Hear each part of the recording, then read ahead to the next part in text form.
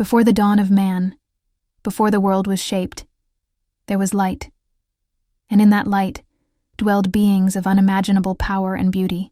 The greatest among them was Lucifer, the morning star, a name that once meant light bringer.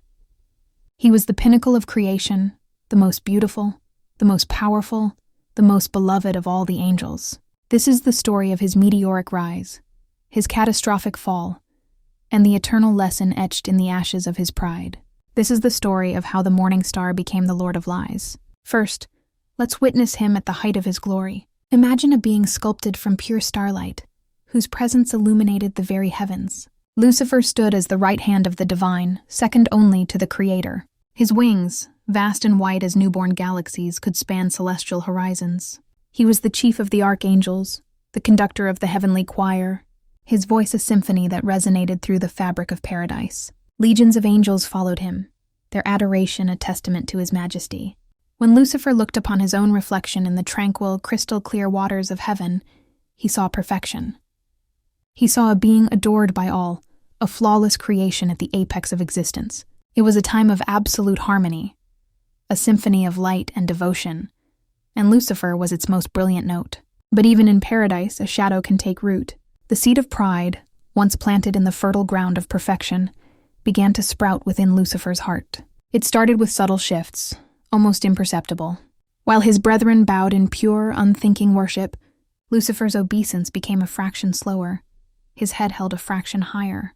A sense of self-awareness, an appreciation of his own magnificence, began to curdle into something darker.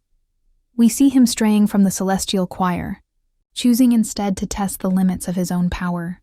He conjures a star, a blazing orb of light born not from divine command, but from his own will. As he gazes upon his creation, a possessive, almost greedy glint flickers in his eyes. The divine light that once bathed him seems to recede, leaving him isolated in his own burgeoning ego. He began to believe the light he carried was his own, not a gift. This simmering pride inevitably boiled over into open rebellion.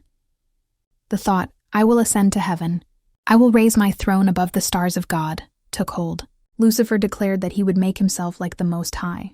His charisma, once a tool for unity, became a weapon of division. He rallied a third of the heavenly host to his cause, seducing them with promises of freedom and self-determination. The heavens, once a realm of perfect peace, became a battlefield. The celestial harmony was shattered by the clang of ethereal swords and the roar of warring angels. Swords of light clashed against shields of defiant will. At the heart of the maelstrom, Lucifer, his face now a mask of furious ambition, fought against the archangel Michael, the loyal commander of God's army. It was brother against brother, light against light, a cosmic civil war that would forever scar the heavens. The rebellion, though fierce, was doomed. No created being could overcome the Creator. The judgment was swift and absolute. Lucifer, the Lightbringer, was cast out. A powerful, unseen force hurled him from the celestial heights, his descent a fiery streak across the cosmos. As he fell, his perfect form was racked with agony, twisted and broken by the force of his banishment. His radiant angelic armor shattered into a million pieces. His magnificent white wings, once the pride of heaven, were engulfed in flame, burning away to leave behind only scorched, leathery appendages of a monster. He plummeted through an endless, suffocating darkness, a screaming testament to the cost of pride, before crashing into a desolate, fiery wasteland forged specifically for him and his followers. The morning star had fallen, and his light was extinguished forever. Now, he sits upon a throne of scorched rock and despair, the undisputed king of a lightless kingdom. The being that once saw perfection in his reflection now stares at a monstrous visage in the molten rivers of his realm. The beauty is gone, replaced by a permanent snarl of hatred and regret. As he contemplates his eternal damnation, a final poignant symbol of what he lost drifts down from an unseen heaven above. A single perfect white feather, a remnant of his former glory, floats gently through the sulphurous air. It lands at his feet, in the searing fire of his new home, and in an instant, it turns to black ash, dissolving into nothing.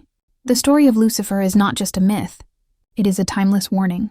It teaches us that pride is the great sin, the one that can take the brightest light and plunge it into the most profound darkness.